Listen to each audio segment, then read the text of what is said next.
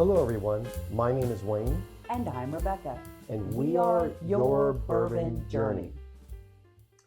April 30th was the official release day at Wild Turkey of the 8-year-old. And it has been very anticipated, and we have really been looking forward to getting a bottle. Of course, that day we had plans for an event that we'll be talking about in the near future, so we couldn't get there. Dragging our tails back home and not finding it, I crossed the Monticello Bridge over to Henderson. Lo and behold, there it's sitting. Hot diggity dog. Because Kentucky got it before Indiana. Kentucky got it before Indiana, and that's fine. They should. Mm-hmm. It's a Kentucky bourbon. They deserve it. And so we were thrilled, even though we couldn't make that event, which we wanted to so badly. We were thrilled to go ahead and get this and to do a standalone review of the 8. Rebecca, you want to talk about the specifics of what is special about putting the number 8 on the 101? I'd love to. So this is Wild Turkey 101 8-year. It is a Kentucky straight bourbon whiskey. The company is the Campari Group, of course, and it was distilled at Wild Turkey Distillery.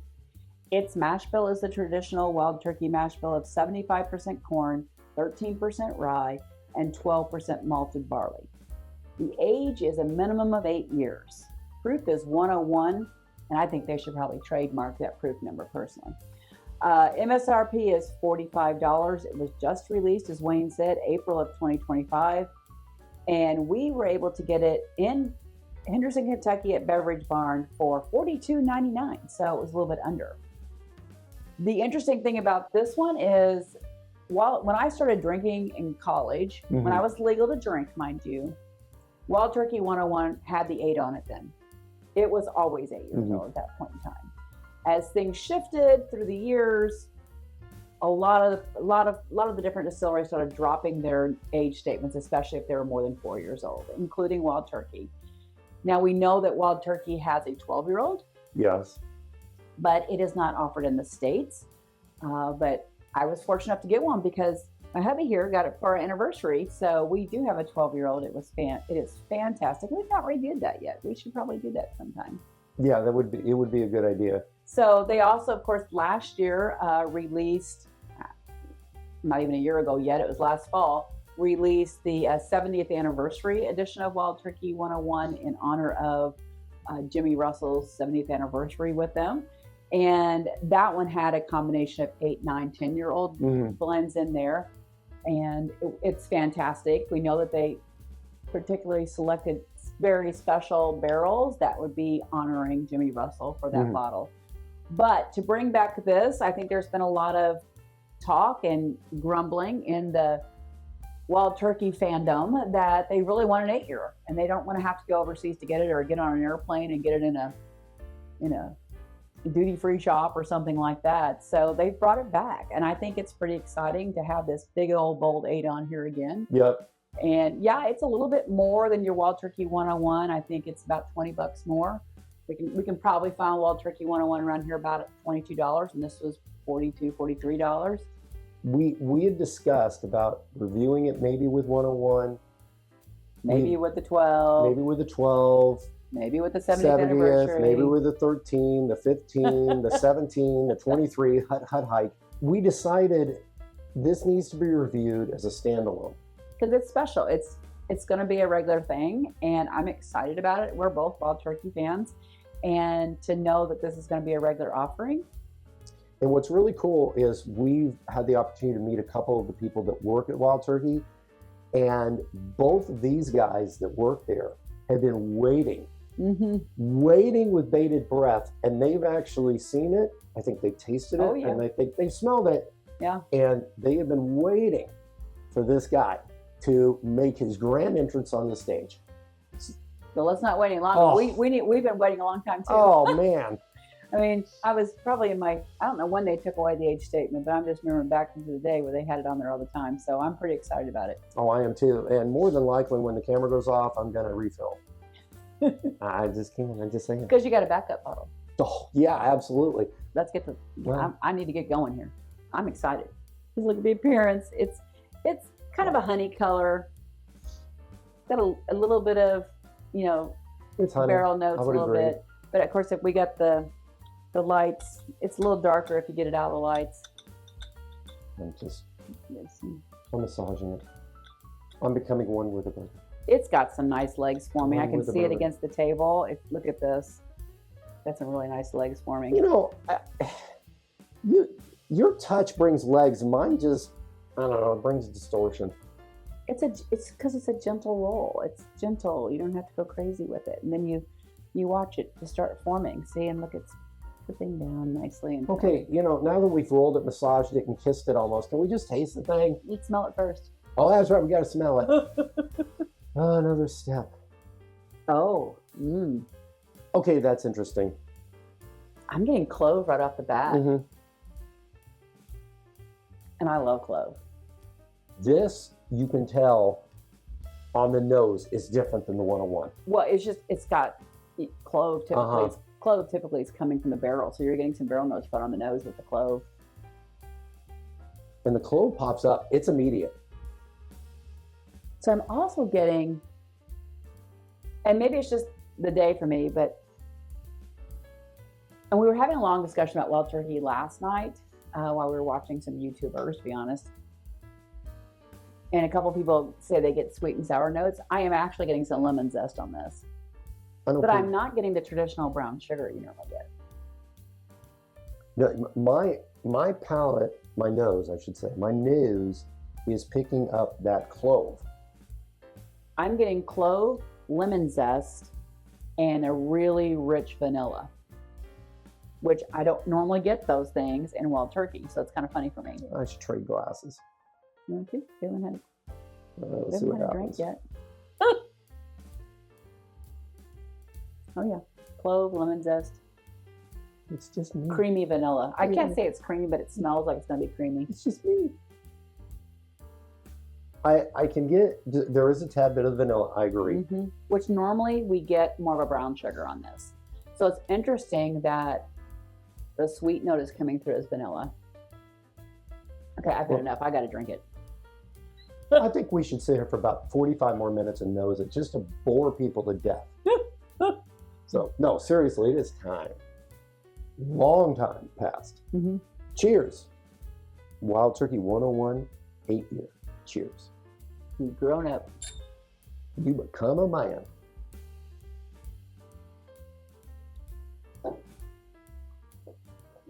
That zest is still there. I'm getting these pops of lemon zest.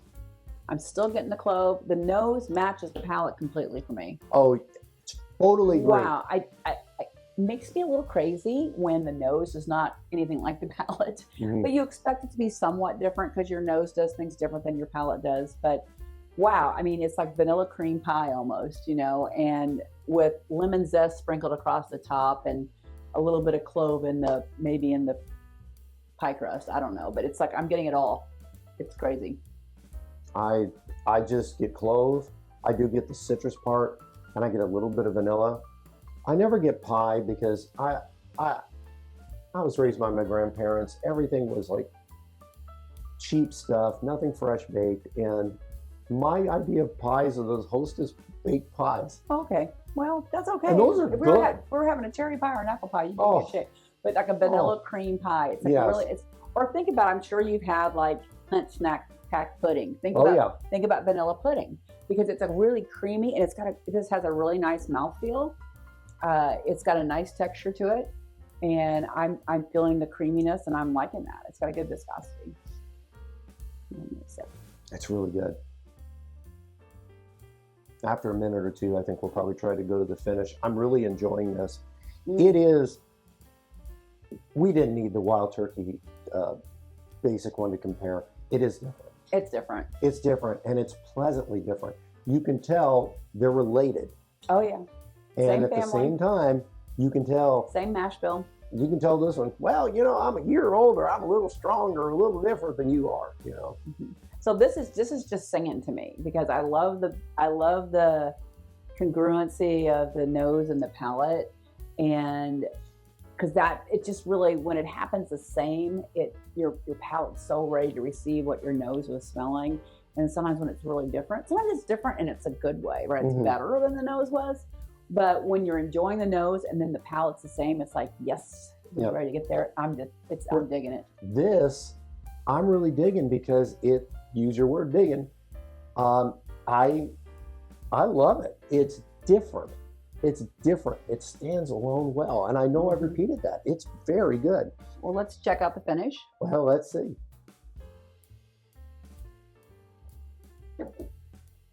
While I'm waiting for it to kind of land on the finish, I'm getting a little bit of toffee note too. And sometimes my vanilla notes can turn, and it could be partly finish, that it's going like a toffee almost, a little bit, a hint of chocolate. And I'm getting the dark chocolate on the finish. I'm getting a tad of cinnamon. I'm getting a tad of the barrel. Mm-hmm. And I'm getting a tad of the vanilla. Mm-hmm. And all these little tads are delicious. They're working together very well. It is blended so well. Mm-hmm. It is not surprising to me that I'm enjoying this because for both of us, and in this case, I'll speak for myself, we love Wild Turkey. I do too. I introduced him to Wild Turkey. Hello. She definitely did. It is, she was drinking it before I was born. Stop. I'm just kidding. I'm just kidding. He's only 6 years younger than me. He's not that much younger. But I look older. But I am more than pleasantly surprised. I probably shouldn't have been. I should have expected this, but it's good. I'm going to say this too while you were all talking about all that. The finish is still happening. Mm-hmm. I mean, it's this warm, luscious finish still going on. I'm getting some barrel notes, as you mentioned. It's not like leather or anything like that or tobacco, but it is. I'm getting hints of dark chocolate. And I was getting a little bit of toffee on the back of my palate, and then when it hits the finish, it's more dark chocolate. And that clove has hung out from the nose to the palate to the finish. I'm still getting hints of clove in the finish, and I'm just loving that. It's very good. And for the price point, yeah, it's a great price point. I mean, I got 2 of these bottles with tax and for just under $100. Mm-hmm. And my gosh, Well, yeah, I mean the rule of thumb out there in bourbon land is $10 a year, so that would be $80. So yeah. I call this a value purchase. Oh, absolutely, absolutely a value purchase. And if you're going to ask me, let's just assume you did, is it better enough to be twice as much as the 101? I say, yeah, it is. Mm-hmm. It's definitely better enough. I mean, it's a phenomenal $42 bottle, or even it's $45 bottle with tax or whatever. I mean, it is a great $45 bottle, and I think it's a huge value for an 8-year-old that has so many layers of notes happening. It's got the sweet notes and the sour notes, and it's got the spicy notes, and it's got a long finish. I mean, what more can you look for, really? I think it's also I think it's also different enough. If you were a Wild Turkey 101 fan, and the price point on that, my gosh, it's tough to beat. If somebody was asking, well, I really like this, and I like 101, and 101's $20-$25, and it's easy to find, I would really encourage them still, I think you need a bottle on your shelf to try, not to replace your 101, because I wouldn't replace 101 at all. But I think you need a bottle on there, because I think not only you're going to appreciate this, I think you're going to also appreciate your 101. Well, and I'm just going to say, he drinks 101 neat more than I do. I would pick this up to drink it neat any day of the week. Oh, it's really good. And for me, while I will drink 101 neat, it is kind of I can probably count on one hand the bourbons that I use in cocktails, because they have to stand up to what else you're doing to the drink, right? And they also can't take over the cocktail. You've got to have balance. And 101 is one of those I use frequently because it's got 101 proof, and it's got a nice balance, and it's got some nice pieces to it. I also use a Russell's 10. That's another one I use, and I use a Green River quite a bit. And when I'm looking for a softer cocktail, I usually go to the Maker's Mark. So I have a small handful, count on one hand, bourbons that I use in my cocktails. So 101 is always going to be a go-to for this. I mean, if I were to walk into our daily drinkers we keep in the kitchen versus in here. And this would be one I'd pull out to have a drink after work. It'd be nice. I agree. But this is great. This would be a great go-to, an after-work drink. I'm wondering if it'd be good with a cigar, because it's got so many, the clove notes and everything might be really interesting. Okay, for myself, this would be good with a cigar. It would be good with a pipe. It would be good sitting on your front porch. You just really like it. I just think it's outstanding. And It is good. once again, you're talking price point, you're talking flavor, you're talking, there's just so much good. But my real question, Yes. my real question is, because with this, looking for a cigar, you want something that's going to, you want a spirit that's going to complement the tobacco. And it can't get light. It can't be so light that you can't taste it. Agree. And you want to have enough, like the clove for me, popping forward and things like that, I think would really pair well with a lot of the things we enjoy from a cigar standpoint. But sometimes you get out there and it's just, the bourbon can be too big for your cigar. Agree. Or the bourbon can be too light. I mean, I would never use blends with a cigar. Oh, It would get lost, right? And they don't complement one another. But this, I'm thinking it has some really interesting notes to go with the cigar. It doesn't surprise me. It's proof again, when Wild Turkey decides they're going to do something, they're not flippant with it.